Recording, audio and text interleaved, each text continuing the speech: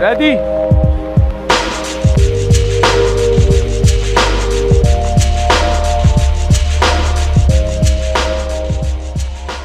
How different is the business of boxing compared to the UFC? It's atrocious. It's atrocious. I'll tell you, the professional sport is atrocious. And this one, not so bad, but the politics in boxing is just absolutely on the floor. Immoral people involved in boxing. Is your face on the wall yet? No, I haven't heard that accolade yet. It's more for the amateurs, if you see. My coaches, their names will be on there. All the Smiths will be on there, their names. Tony Bellew's name should be on there and stuff like that. Callum Smith, as you can see there. Natasha Jonas, Tony Bellew, Joe Selkirk, Stephen Smith. There you go, there's your coach. There's your coach, yeah. He can have a little knock. So yeah, tell you what, mate, it's a gym with a lot of accolades. Little Frankie Stringer there, Thomas Hart. Jeez, man. There's some serious history. Yeah, serious talent's been through this gym. And everyone who comes here says the same, you know, it's a gym full of history, do you know what I mean? I'm obviously only here, 2 years. I came here when I was a little boy. I done about 2 or 3 sessions here.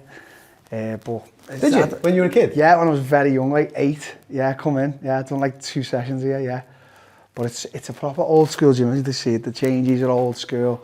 You've got your little hot room there, scales, committee room, that's where they all probably speak about how they want to kick me out the gym, get them gone. But it feels real, man. Yeah, you go in some gyms and it's a little bit too manufactured. This feels like it's a bit earthy. You can feel the air when you come in and you're like, oh, this is a proper boxing gym. Do you know what I mean? It's a proper professional boxing gym, but it's also a proper amateur boxing. Amateur accolades. Yeah, the credentials is fucking phenomenal. Have you seen? Look at the wall there. Let's do it. I've got a Guinness hat on and a t-shirt that says rack 'em up. That's how I roll. The dream when we first started talking was always to try and achieve that UFC gold. Yeah. How difficult was that? It still is, by the way. Well, how difficult was it then in that moment to just say, I need to do something else here? It was very easy for me to go, right, that's staying there, because one thing, as I said to you, I'm very strategic, Adam. Like, I can put things, I can think, you can put them in a box. Yeah, I can. And look, I'm not saying anything, but I just went, right, I can put that there. I know I can get that. I know deep down I can get that. People can doubt me, but I know I can get that. I'm going to put that there. And if I don't, okay. And I was like, right, okay, boxing time. And I'd had a conversation, obviously, with the UFC. You know, they wasn't too pleased because obviously I was asking them to release me from my contract. They don't usually do that. But the relationship I've always had with them, they did. And, at the time I was speaking to me manager and stuff like that. And they were like, let's have a stab at the boxing then. Come on, let's do it. But I didn't just dive right in. I came to probably one of the best gyms around, accolade-wise as well, with the pros they've got and the coaches and stuff like that. And I went, right, okay. And you know what? I could make a shit ton of money as well. Was money the main driver? I'd say 70% it was the main drive, yeah. Okay. Because I'd spent a lot. I need some money. How frustrating, I know that you spent time obviously learning the craft, right? First and foremost, before you were going to jump into any particular fight. How difficult was learning that craft? Very. How different is it? Compared to everything that you've ever learned in the past, how different is boxing? It's just totally different. So I came in, obviously, to a top gym surrounded by top pros and was looking, I was like, oh, I need to do a shit ton of it. Now, when it came to sparring, even at the start, I was okay because I've always been able to, I'm okay, do you know what I mean? But there was a lot like that, and you're always punching, you're always in a position to punch. MMA, you're not. MMA, you're in a position to take down, defend, kick, knee, elbow. Do you know what I mean? Cage, there's a lot. There's so many aspects in MMA. That's why it's called mixed martial arts. We mix all of the arts together and we go, right, who's the best? Boxing's boxing. You always got to be in a position to punch, move, defend. Very hard. And to do that, to do 6 rounds, 8 rounds fight, hard, mate. Very hard. It took 2 years of just boom, boom, every day consistency. What's it like being around those types of pros, though, from an inspirational point of view? Fantastic. Like seeing the likes of, Josh Taylor worked in this gym recently, didn't he? And he's a southpaw like myself. Undisputed champion. Yeah. That level of work. Oh, honestly, coming in, and obviously at the time when everyone was in here, a few of them haven't got fights and they're all being lazy. I'm like judging now, yeah. Shit, look at that, I'm judging. But just coming in and let's say Josh Taylor has a set time of 11 o'clock, he's meant to be in, and I'm in at 10 or whatever, just like stopping and looking around and he's doing a shadow. So, you know, you're on the bike finishing up your session, you're like, okay, I'm going to watch him now. Yeah. Or someone else has got sparring in one of the back rings, you'll go down, take your laps off and you're watching them. So you're doing your shit, but while you're doing your shit, someone's doing something else and you're like, okay, can I have a little what? If you're at the end of your session like that, putting that into that system and thing going it is, it's big.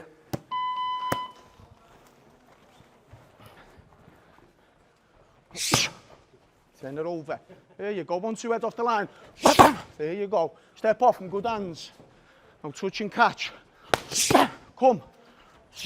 There you go. More leverage on that left hand, kid. What's been the biggest improvement, do you think? We've been training for 8 rounds, mate. Only found out yesterday that it's 6. We thought we were fighting at 8. Going off his last fight. Just told once he's hit the 8, you stay at the 8. Yeah. But apparently Rockhold wouldn't sign. He only wanted the 6. For the full 8. Must be his age, eh? So, since you've been working with him though, what's been the biggest development, do you think? Well, he's just a quick learner, Darren. He's always been a good striker, hasn't he, in the UFC? That was his main attribute. But anything you tell him, mate, he tries. So, and he'll do it till he gets it right. So, can't ask much more than that.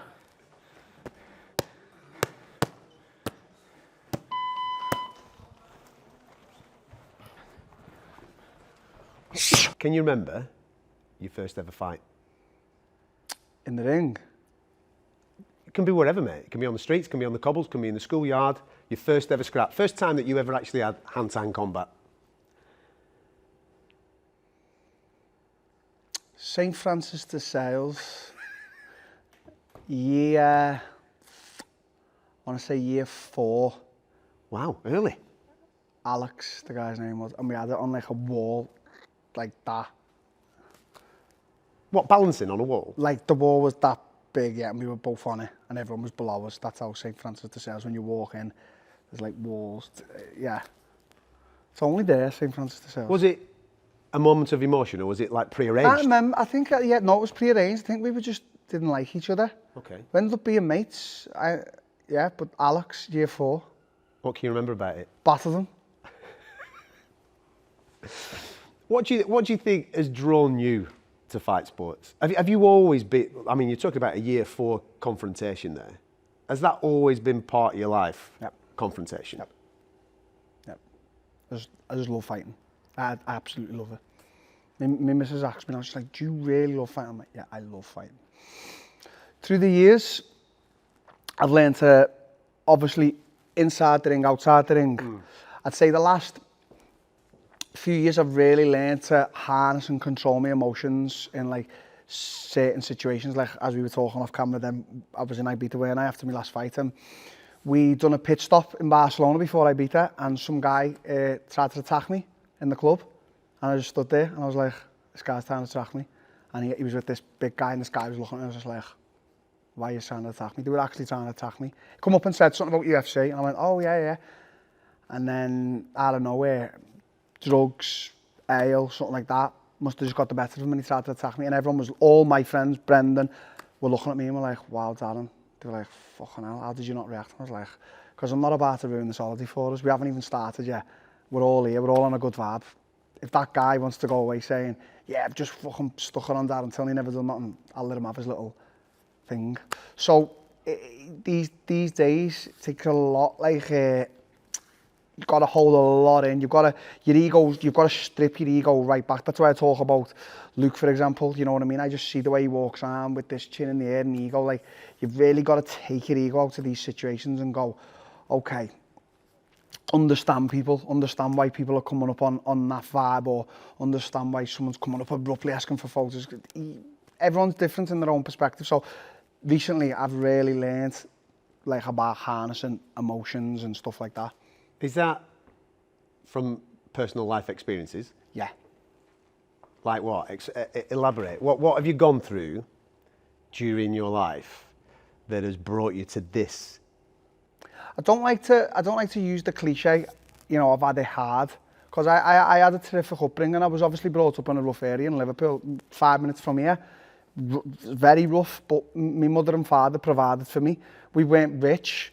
You know, we could say, yeah, we were poor, yeah, but Christmas time I always had like a new tracksuit on. But through the years and through the ages to my age now, 32, I've had a turmoil life. Like life's been pretty hectic. I've had ups and downs. I've been very poor.